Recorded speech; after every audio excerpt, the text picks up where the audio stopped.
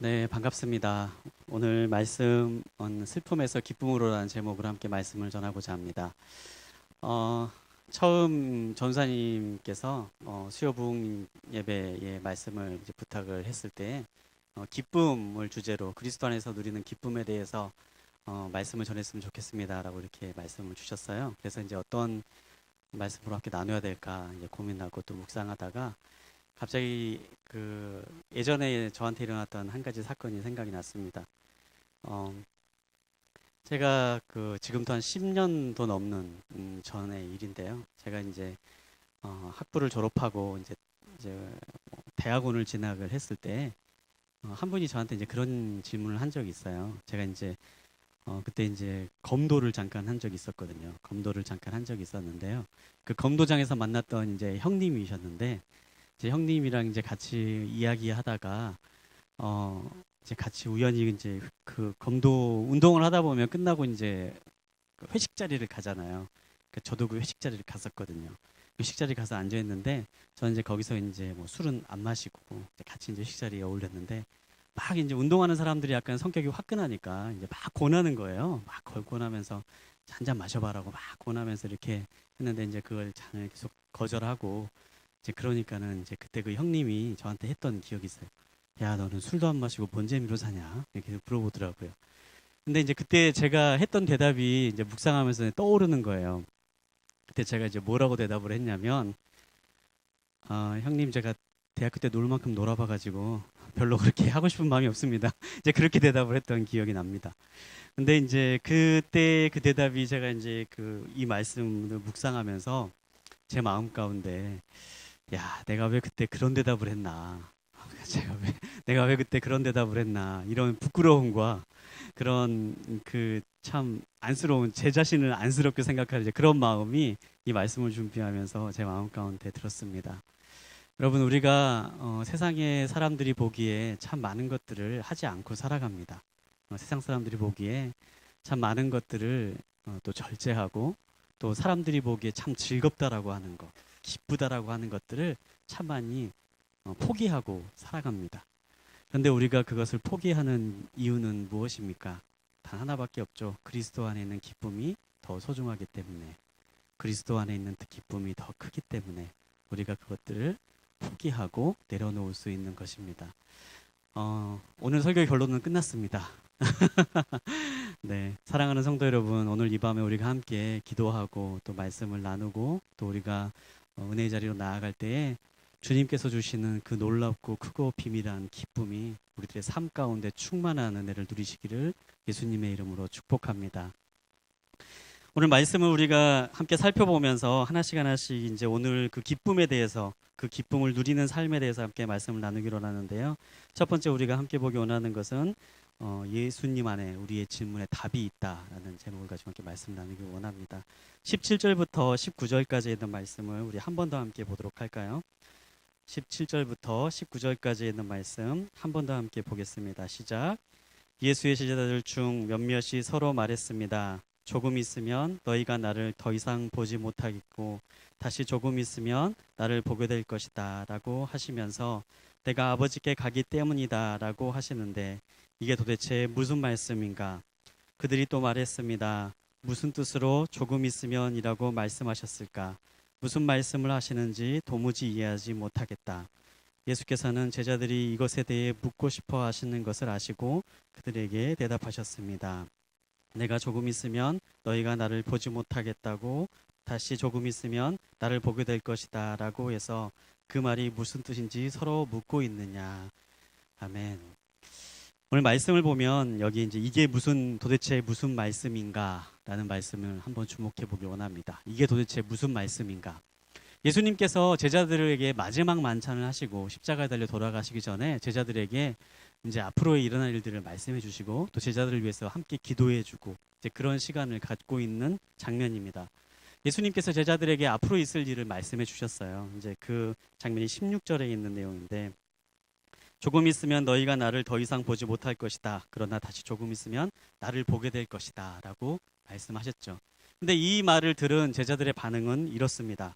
이게 도대체 무슨 말씀인가? 그러니까 제자들은 모르는 거죠.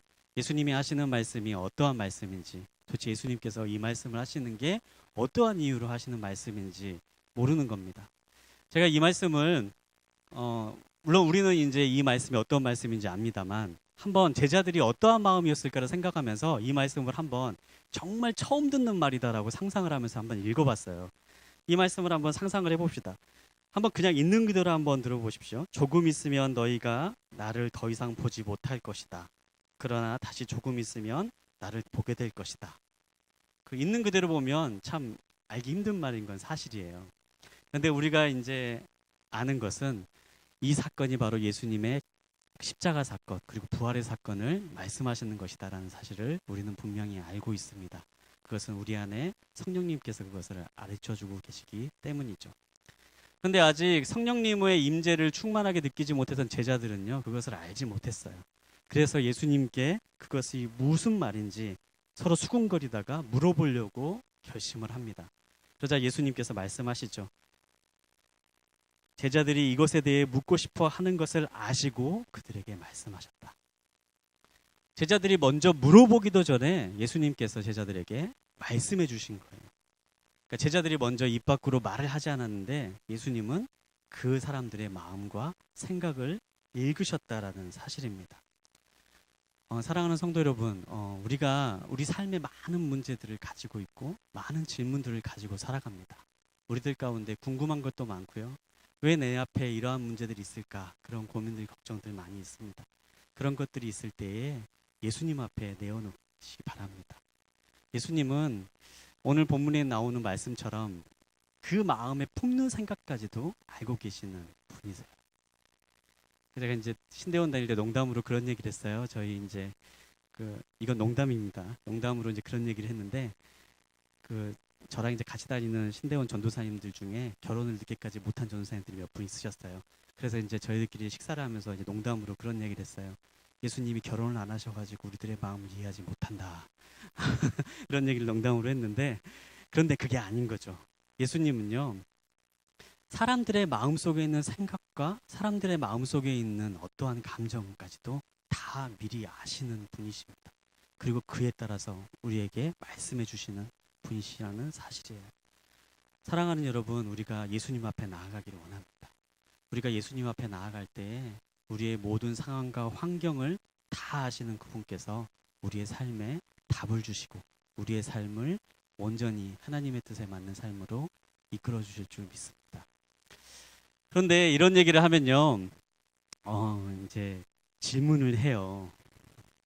그 예수님께서는 우리의 삶을 다 알고 계신다. 하나님은 우리의 삶을 다 알고 계신다라고 하는데 왜 그 하나님께서는 나한테 알려주시지 않냐? 왜 그 하나님께서는 나한테 우리의 모든 필요를 아시고 우리의 모든 상황도 다 아신다고 하시는 그 하나님께서는 나한테 왜 아무런 말씀을 하지 않으신가? 이런 질문을 많이 듣곤 합니다. 예수님께서는 우리의 모든 상황을 다 이해하시고 예수님께서는 우리의 모든 일들을 다 알고 계십니다. 그리고 성경은 분명히 하나님은 우리를 향해서 항상 말씀하시는 분이다라고 기록하고 있습니다. 그럼에도 불구하고 우리가 왜 하나님의 음성을 듣지 못할까요? 마태복음 5장을 보면요, 예수님께서 산상수훈이라는 말씀으로 우리에게 큰 가르침을 주시는데요. 그 마태복음 5장 8절에 있는 말씀을 보면 이런 말씀이 나와 있습니다. 네, 함께 보겠습니다. 시작. 복되도다 마음이 깨끗한 사람들은 그들은 하나님을 볼 것이다. 아멘. 하나님을 보게 되는 사람들이 어떠한 사람인가? 성경에는 하나님께서는 매 순간 우리와 함께 하신다고 말씀하십니다. 성경에는 하나님께서는 매 순간 우리를 향해 말씀하시는 분이라고 말씀하세요. 그럼에도 불구하고 우리가 그 하나님을 보지 못하고 그 하나님의 음성을 듣지 못하는 이유는 무엇인가? 마태복음 5장 8절을 보면요, 마음이 깨끗한 사람은 하나님을 볼 것이다 분명하게 말씀하고 있죠. 이 말을 뒤집어 보면 우리 안에 마음이 깨끗하지 못하기 때문이에요. 우리 안에 하나님을 보지 못하고 하나님을 음성을 듣지 못하게 하는 그런 더러운 것들이 많이 있기 때문입니다. 저희는 이제 저희 교회는 건물이 없잖아요. 그래서 주일마다 이렇게 이제 컨벤션에서 예배를 드리는데 이제 거의 한 2년이 다 돼갑니다. 그렇죠? 2년이 다 돼갑니다. 2년 동안 있었던 한번 시간들을 한번 생각해 보시기 바라요. 가장 먼저 뭐가 떠오르신가요? 가장 먼저 어떤 감정이 떠오르시나요? 2년 동안 있었던 일들을 한번 쭉 한번 생각해 보시기 바랍니다. 그 처음에 컨벤션에 왔을 때 그 1층에서 예배 드렸을 때 그때 그 당혹스러움과 그때 그 굉장히 어렵고 힘들었던 그 상황도 떠오르고요. 그때 이제 그 담당 서기남 목사님께서 1층에서 예배 드리는데 그것도 정말 너무 버겁게 예배를 드리고 있는데 하루는 저희 교육자들 다 불러 모아서 2층에 가서 우리 한번 기도하고 오자 그러시는 거예요. 그래서 이제 왜 그러시나 그랬더니 2층에 딱 A홀에 딱 들어가서 갑자기 그곳에서 기도를 하자 그러시더라고요. 나중에 우리가 여기서 예배를 드릴 수 있도록 하나님 저희를 인도해 주시고 축복해 주십시오 하고 이 공간을 축복하면서 기도하자고 모든 교육자들 불러놓고 다 그랬어요. 그래서 이제 다 벽을 붙잡고 다 기도를 했죠. 벽을 붙잡고 기도했는데 기도하면서도 저희 마음 가운데 야 이게 되겠어 그런 마음이 솔직히 있었거든요. 근데 요즘 보면 하나님께서 그 기도를 들으셨구나 이런 생각을 합니다. 어찌됐건 참 많은 일들이 있었어요. 참 많은 일들이 있었는데 지난 2년 동안 있었던 많은 어려움도 있었고 또 이렇게 많은 그 참 재밌는 얘기들도 많이 있었는데 근데 그 중에 제가 이제 가장 기억나는 사건을 하나를 꼽으라고 하면은 작년에 있었던 그 한 주일 예배가 생각이 납니다. 아마 그 가운데 계셨던 분들도 있을 거예요. 저희가 이제 컨벤션 2층에서 예배를 드릴 때 이제 C홀에서 예배를 드리고 있잖아요. C홀에서 예배를 드리고 있는데 통상적으로 이렇게 C홀에서 예배를 드리면 옆에 있는 AB홀을 원래 안 빌려주거든요. 원래 안 빌려주는 게 이제 봤는데 한번 컨벤션에서 실수를 해가지고 AB홀을 빌려준 거예요. 그러니까 C홀을 해서 우리가 예배를 드리는데 AB홀을 빌려준 거죠. 그때 혹시 왜 다들 왜 경험 안 해보신 분들 같이 그러신가요? 벌써 잊으셨나요? ABO를 빌려준 거예요. 근데 저는 그게 굉장히 그날이 굉장히 인상 깊습니다. 근데 3부 예배 때가 이제 시간이 겹쳤거든요. 근데 ABO이 어떤 행사였냐면 불교 행사였어요. 그것도 이제 불교도 우리나라 불교가 아니고 일본에서 넘어온 외산 불교, 외국 이제 일본 불교가 이제 일본 불교의 아무튼 우리로 말하면 뭐 총회장, 뭐 대장인 거죠. 그분이 이제 유명한 스님이 일본에서 와가지고 본산에서 온 거죠. 본산에서 와가지고 전국에 있는 그 일본 불교에 있는 리더십들 세미나를 하는 그 시간이었거든요. AB홀에서. 근데 저희는 C홀에서 3부 예배를 드리고 있을 때였습니다. 근데 저는 아직도 기억이 나요. 제가 3부 예배 사회였거든요. 사회를 보고 이제 성경 말씀을 읽는데 뒤에서 자꾸 그 소리가 들리는 거예요. 막 그 알 수 없는 소리. 그 한국말도 이해하기 힘든데 사실 불경을 외우면은 일본말로 이렇게 하는데 얼마나 모르겠습니다. 정말 알 수 없는 소리가 막 들리는 거예요. 그래서 이제 사회를 보고 성경 봉독을 하는데 정말 저는 그때 그 진짜 온 마음과 정성을 내서 성경 한자 한자를 집중해서 읽었던 기억이 있습니다. 안 틀리려고요. 너무 힘들더라고. 뒤에서 계속 소리가 들리고 소리가 나는데 성경 봉독하면 틀리면 안 되잖아요. 사회 보는 사람이. 그래가지고 정말 힘들게 내려왔는데 이제 서기남 목사님 설교하시는데도 서기남 목사님 설교 소리는 안 들리고 저는 이제 맨 앞에 앉아 있으니까 자꾸 이제 그쪽에서 들려오는 소리만 계속 들리는 거예요. 그 알 수 없는 소리들이 계속 들리는 거예요. 그래서 예배 시간 내내 정말 그 서기남 목사님 설교는 하나도 기억이 안 나고 제가 그 시간에 뭘 했는지 하나도 기억이 모르겠더라고요. 정말. 그래서 이제 마음 가운데는 제가 이제 나중에 다 예배를 마치고 제 마음 가운데 기도할 때는 이제 저쪽에 있는 분도 분명히 우리랑 똑같은 상황이었을 거다 그렇게 믿고 우리 교회에서 찬양하고 그 말씀하는 소리가 혹시라도 그들한테 좀 들려서 그들 중에 단 한 명이라도 회개하고 돌아오는 일이 있었으면 좋겠다. 이제 그런 마음의 기도는 했습니다. 그런데 이제 그날을 생각해 보면 그게 마태복음 5장 8절에 있는 말씀과 저는 매칭이 되는 거죠. 사랑하는 여러분, 우리가 예배의 자리로 나아가서 주일 3부 예배에서 앞에는 하나님의 말씀이 선포되고 있는 그 자리였어요. 그런데 자꾸 다른 소리가 들려오는 거예요. 앞에서는 분명히 목사님의 말씀이 선포되고 있고 예배가 드려지고 있고 하나님의 임재가 있는 공간에 앉아 있었음에도 불구하고 자꾸 내 마음 가운데는 다른 소리들이 들려오기 때문에, 자꾸 내 마음 가운데는 다른 것들이 차 있기 때문에 하나님의 음성을 들을 수가 없게 되는 거죠. 하나님은 항상 우리에게 말씀하시는 분이십니다. 항상 하나님은 우리와 함께 하시는 분이십니다. 성경은 분명하게 말씀합니다. 하나님을 볼 것이다. 마음이 깨끗한 사람들은 하나님을 볼 것이다. 마음이 청결한 자는 하나님을 보게 될 것이다. 분명하게 약속하십니다. 사랑하는 성도 여러분, 우리가 이 아침에, 이 저녁에 하나님의 음성을 듣게 되는 축복이 있게 되길 바랍니다. 하나님을 보게 되는 축복이 있게 되길 바랍니다. 우리 안에 있는 정결하지 못한 것들이 있다면, 우리 안에 깨끗하지 못하는 것들이 있다면, 우리 안에 내 안에 있는 욕심과 탐욕으로 얼룩진 마음들이 있다면 이 시간에 예수 그리스도의 십자가 앞에 내어놓으십시오. 그리고 온전한 마음으로 하나님의 임재를 체험하고 그분의 임재 가운데 나아갈 수 있는 저와 여러분이 되시기를 예수님의 이름으로 축복합니다. 바로 그곳에 답이 있습니다. 바로 그곳에 우리 인생의 문제의 해결이 있습니다. 두 번째 함께 나누기를 원하는 것은요, 예수님이 바로 우리의 삶의 기쁨의 근원이 되신다라는 것입니다. 20절부터 22절까지 있는 말씀 함께 보도록 하겠습니다. 20절부터 22절까지 있는 말씀 한 목소리로 함께 보겠습니다. 내가 진실로 진실로 너희에게 말한다. 너희는 울며 애통할 것이나 세상은 기뻐할 것이다. 너희가 슬퍼하게 될 것이나 너희의 슬픔은 기쁨으로 변할 것이다. 여인이 출산할 때는 걱정에 잠기게 된다. 인통할 때가 가까웠기 때문이다. 그러나 아기가 태어나면 사람이 세상에 태어났다는 기쁨 때문에 더 이상 그 고통을 기억하지 않는다. 너희도 이와 같다.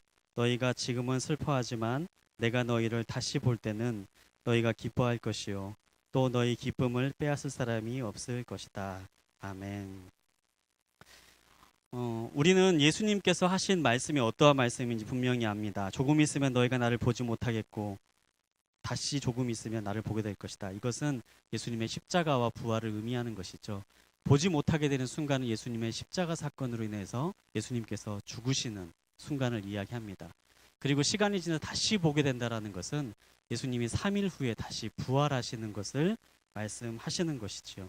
이 사건을 예수님께서는 제자들 앞에 말씀하고 싶으셨습니다. 이야기해주고 싶으셨어요. 예수님께서 십자가에 달려 돌아가실 것이다. 그리고 다시 부활하실 것이다. 그런데 이거는 이제 일어난 일인 거고요. 이거는 예수님께서 전하고 싶어하는 일어난 일인 거고요. 그 다음에 나오는 말은요, 이 일로 일어나는 결과를 우리에게 이야기해주고 있어요. 20절의 말씀을 제가 한 번 다시 읽어드리겠습니다. 내가 진실로 진실로 너에게 말한다. 너희는 울며 애통할 것이나 세상은 기뻐할 것이다.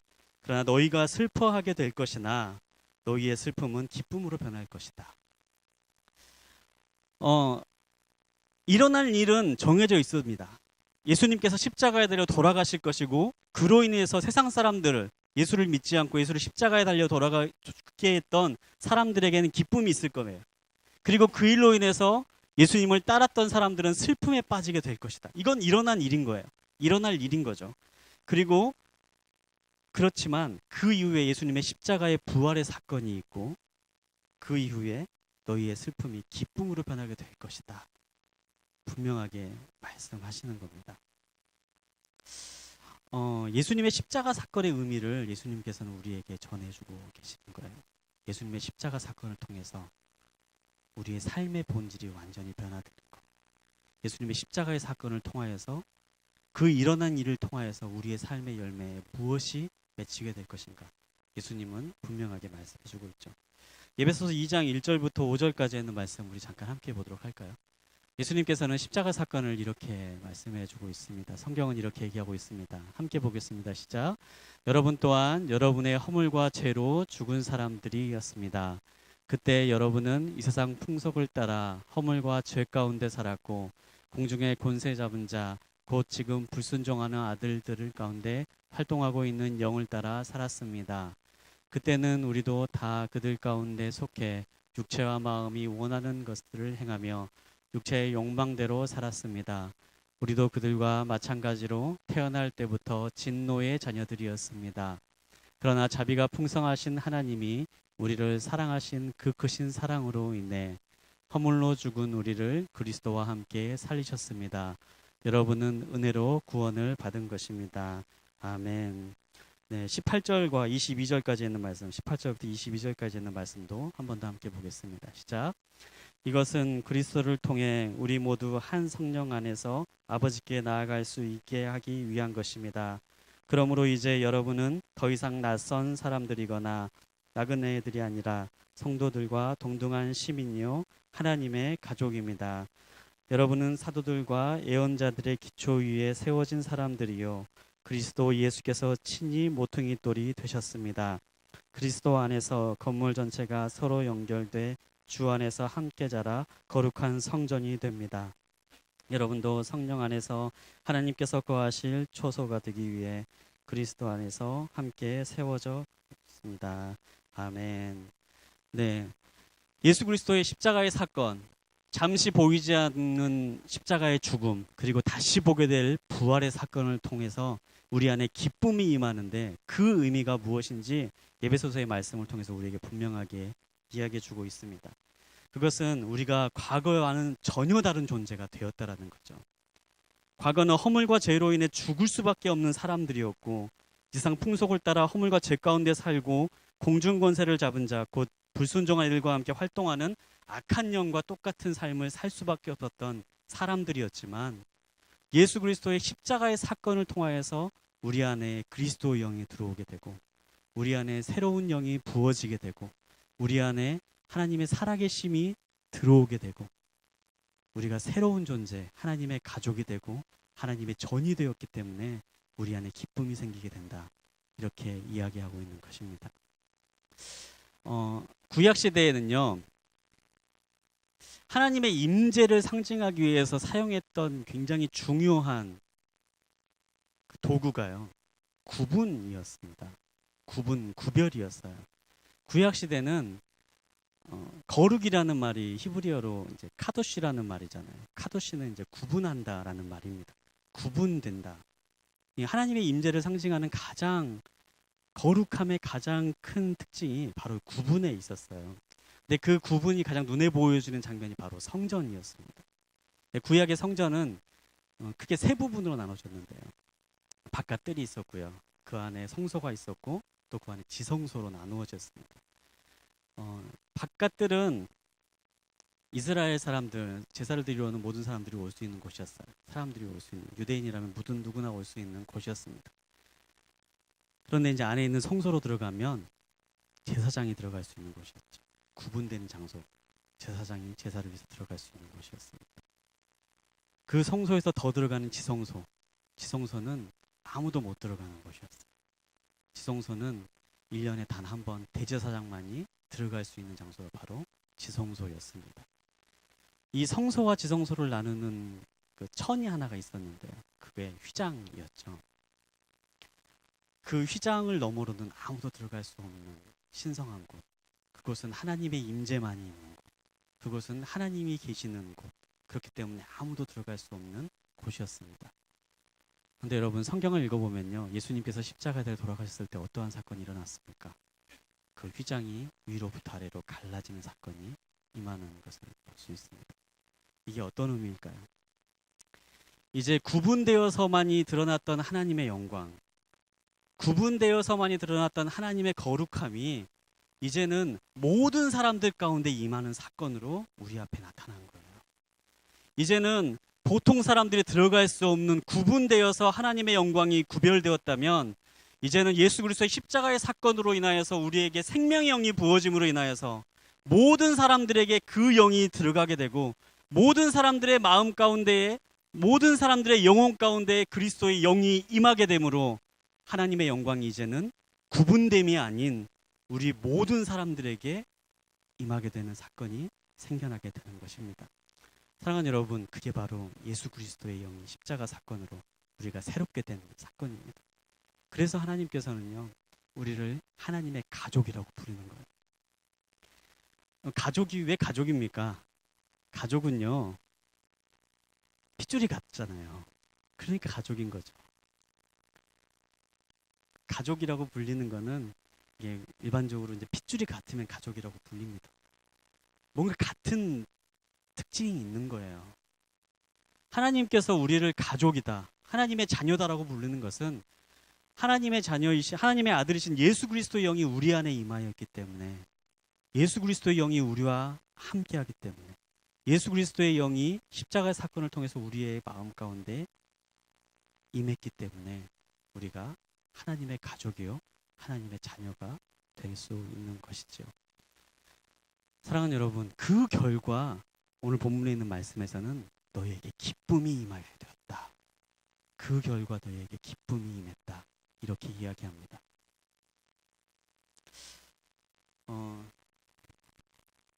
제가 이제 처음에 서두로 얘기 드렸던 말씀이 이거예요. 처음에 서두로 얘기했던 그 그때 생각하면 너무 부끄러운 대답이었다라고 말한 이유가 이겁니다. 성은아, 네가 이렇게 좋은 것들, 이렇게 재미있을 수 있는 이렇게 쾌락적인 것들, 이렇게 말초신경을 자극하는 이런 즐거운 짜릿짜릿한 기쁨을 주는 이것들을 다 포기하고 네가 그거를 한다니 뭔 재미로 사니라고 물어봤을 때, 아, 형, 제가 예전에 많이 놀아봐가지고요, 이렇게 얘기했던 제 자신이 너무 부끄러운 거예요. 이렇게 얘기했던 제 자신이 너무 부끄러운 거예요. 우리가 세상에 있는 기쁨과 세상에 있는 다른 쾌락, 그게 재밌는지 몰라서 안 하는 겁니까? 재밌습니다. 얼마든지 쾌락적으로 살아갈 수 있게 해줍니다. 그럼에도 우리가 그것을 내려놓는 것, 그것을 포기할 수 있는 것, 그것은 내 안에 있는 그리스도의 영이 주는 기쁨이 더 크기 때문입니다. 그 영이 주시는 생명이 더 크기 때문이죠. 그 영이 나한테 주시는 기쁨, 그 영이 있기 때문에 우리가 다른 것들을 내려놓을 수 있게 될 수 있는 겁니다. 사랑하는 여러분, 우리가 그 기쁨을 쫓아 살아갈 수 있는 믿음의 사람들이 되길 바랍니다. 그리스도께서 주시는 기쁨은요, 세상에서 줄 수 있는 그 어떤 기쁨과 비교되지 않는 기쁨이에요. 세상에서 경험할 수 있는 많은 슬픔도 있고 어려움도 있는데, 그리스도의 기쁨은 그 모든 것들을 다 덮을 수 있는 기쁨입니다. 오늘 우리가 성경 말씀을 한 번 더 읽어보면 좋겠는데요. 요한복음 16장 21절부터 22절까지 있는 말씀, 한 번 더 함께 보도록 하겠습니다. 21절부터 22절까지 있는 말씀 함께 보겠습니다. 시작. 여인이 출산할 때는 걱정에 잠기게 된다. 진통할 때가 가까웠기 때문이다. 그러나 아기가 태어나면 사람이 세상에 태어났다는 기쁨 때문에 더 이상 그 고통을 기억하지 않는다. 너희도 이와 같다. 너희가 지금은 슬퍼하지만 내가 너희를 다시 볼 때는 너희가 기뻐할 것이요 또 너희 기쁨을 빼앗을 사람이 없을 것이다. 아멘. 예수님께서 말씀하는 기쁨이 바로 이것입니다. 고통이 사라지는 게 아니에요. 고통이 없어지는 게 아니에요. 그러나 예수님께서 주시는 기쁨은 세상이 줄 수 있는 그 어떤 기쁨보다 크고, 또 세상에서 겪을 수 있는 그 어떤 고통을 다 덮고도 넘을 만큼 놀라운 비교할 수 없는 기쁨을 우리에게 주시기 때문에 그 고통을 다 잊어버리고 살아갈 수 있게 한다. 예수님이 우리에게 말씀하시는 게 바로 이것이죠. 저는 예전에 저희 이제 친구 목사님 중에 한 번 이런 참 어려움을 겪은 목사님이 있었어요. 한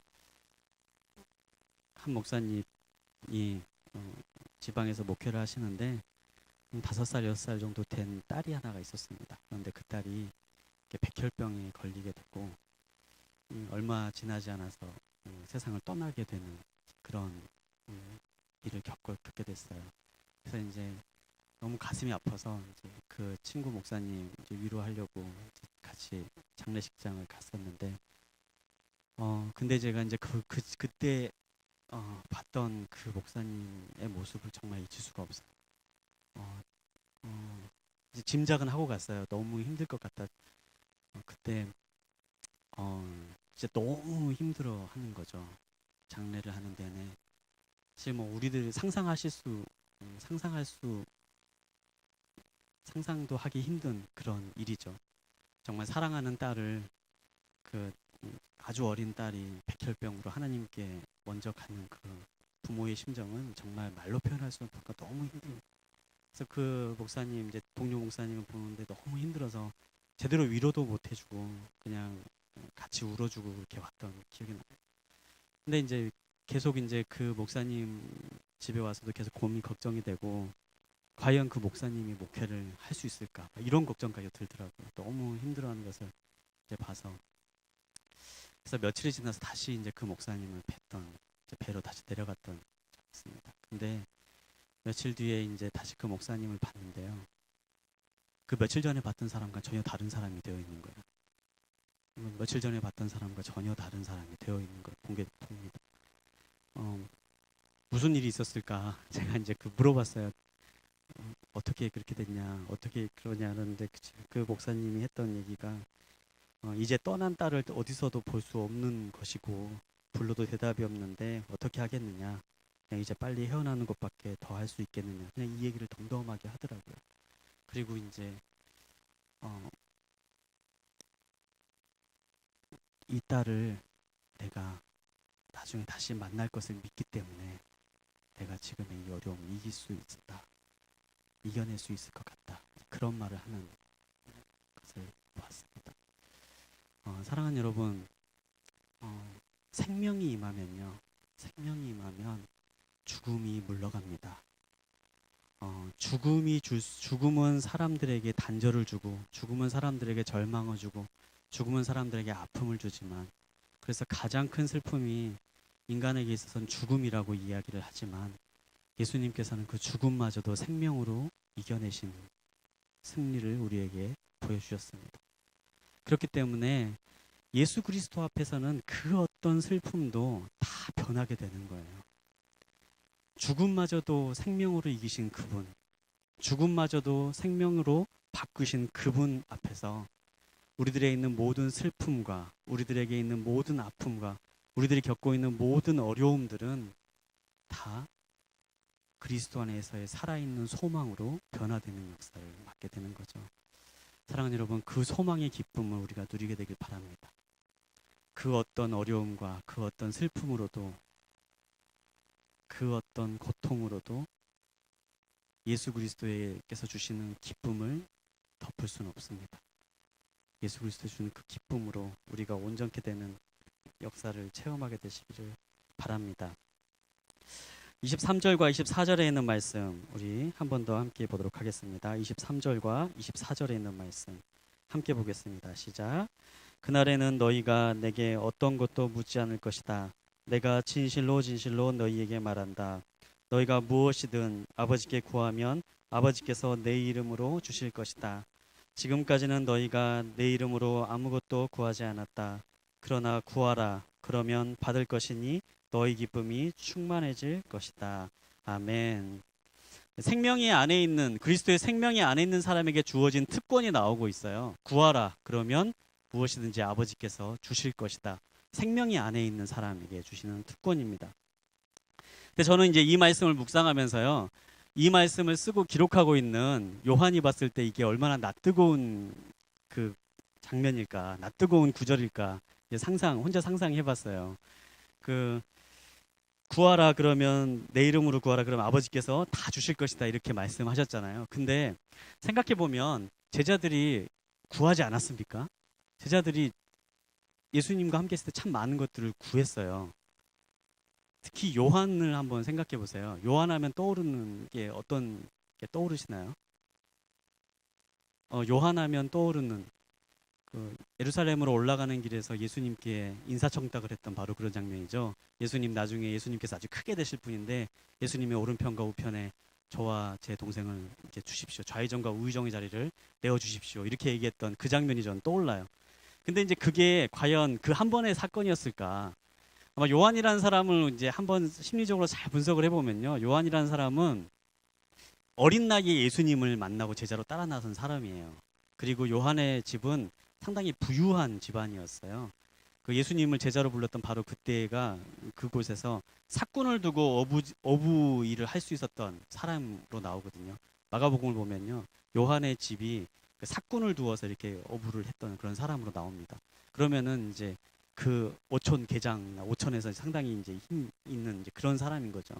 그렇게 능력도 그 집도 재력도 있는 사람이었고 어린 나이에 예수님을 따라 나갔던 사람이었고, 그리고 성경에는 단 한 번 예수님께 인사청탁을 했던 그 장면만 나오지만 사실 요한을 생각을 해보면요, 요한은 어쩌면은 많은 것들을 요구했어요. 그런 사람입니다. 순간순간마다 이제 많은 것들 대접받은 게 자연스러울 그런 사람이고요. 이 요한이라는 캐릭터가 이제 그런 캐릭터인 거죠. 그런데 이제 예수님께서 말씀하시는 거예요. 구하라, 그러면은 내 이름으로 다 주실 것이다. 이렇게 얘기를 하시는 거예요. 이 장면이 얼마나 본인한테는 찔림이 있겠어요. 내가 그렇게 구했는데 안 주시더니 이제 와서는 구하라고 다 주신다고 얘기하시는, 이제 그런 말인 거죠. 상당히 찔림이 있을 거예요. 그런데 오늘 본문에 있는 말씀을 생각을 해보면요, 내 이름으로 구하라라는 말을 우리가 깊이 묵상해 보기를 원합니다. 내 이름으로 구하라. 내 이름으로 구한다라는 게 어떤 말일까요? 예수 그리스도의 이름으로 구하라. 예수 그리스도의 이름으로 구한다라는 말은요, 예수님의 그 마음과 예수님의 그 정신을 가지고 구하라라는 거예요. 그 당시에 황제의 이름으로 아니면 신의 이름으로 이렇게 많은 표현들을 했습니다. 황제의 이름으로 나아가는 사람들, 황제의 특사들은 황제와 같은 생각을 가지고 있는 사람이에요. 황제의 이름으로 나간 특사들은 황제와 같은 생각을 가지고 있고 황제와 같은 의견을 가지고 있는 사람만이 황제의 이름을 쓸 수가 있었어요. 그렇죠. 근데 만약에 황제의 이름으로 나갔는데 황제의 뜻을 전하는 게 아니고 내 생각을 말하고 내 뜻을 전하면 황제의 특사가 아니고 사칭하는 사람이 되는 거죠. 같은 의미입니다. 내 이름으로 구하라는 말, 예수 그리스도의 이름으로 구하라는 말에 담겨 있는 뜻은 예수님이 가지고 있는 마음, 예수님께서 부어주시는 그리스도의 영으로 충만한 상태에서 그리스도께서 원하는 것을 구하고 그리스도와 같은 동기로 그리스도의 마음으로 그리스도의 생각으로 구하라라는 것을 말씀하는 거예요. 그랬을 때에 하늘에 계신 아버지께서 너희의 구하는 것을 다 주실 것이다. 이렇게 약속하시는 겁니다. 사랑하는 여러분, 우리가 많은 것들을 구해요. 근데 우리가 많은 것들을 하나님께 기도하는데 그럴 때마다 먼저 우리가 돌아봐야 될 것은 내가 끝날 때 이 말씀을 의지해서 그냥 내가 했던 모든 기도의 마지막에 예수님의 이름으로 기도했습니다. 아멘 하면은 예수님이 다 들어주셔야 되고 하나님이 다 들어주실 걸로 착각하면 안 된다라는 거예요. 이 본문이 가지고 있는 말씀은 예수님의 이름으로 우리가 구한다면 우리가 그 예수 그리스도의 마음과 예수 그리스도의 생각과 내 안에 계신 예수 그리스도의 영으로 사로잡힌 바 되어서 예수님의 뜻으로 구하는 사람들이 되어야 함을 이야기하는 거죠. 사랑하는 여러분, 우리가 그런 사람들이 되기를 원합니다. 우리가 구하는 것들, 먼저 그것들을 한번 돌아보기를 원해요. 아니, 그 전에 우리가 정말 우리 안에 부어주신 하나님의 영, 예수 그리스도의 영으로 충만한 사람들이 되기를 원합니다. 그리고 그 영을 따라서 예수님께서 부어주시는 그 마음을 따라서 하나님 앞에 구할 수 있는 담대함이 우리의 삶 가운데 있게 되길 바랍니다. 그럴 때 하나님께서는 분명하게 약속해 주시죠. 지금까지 너희가 내 이름으로 아무것도 구하지 않았다. 그러나 구하라. 그러면 받을 것이니 너희 기쁨이 충만해질 것이다. 이 말씀이, 약속의 말씀이 오늘 이 자리에 계신 모든 성도님들의 삶 가운데 선포되는 이 저녁이 되시길 바랍니다. 예수 그리스도의 이름으로 구하십시오. 예수 그리스도의 영으로 충만하게 구하십시오. 그럴 때 우리의 삶에 부어주시는 하나님의 기쁨이 임하는 놀라운 사건을 체험하게 되실 줄 믿습니다. 오늘도 그 은혜의 자리로, 그 믿음의 자리로 나아가는 저와 여러분이 되시기를 예수님의 이름으로 축복합니다. 이 시간 우리 함께 기도하도록 하겠습니다.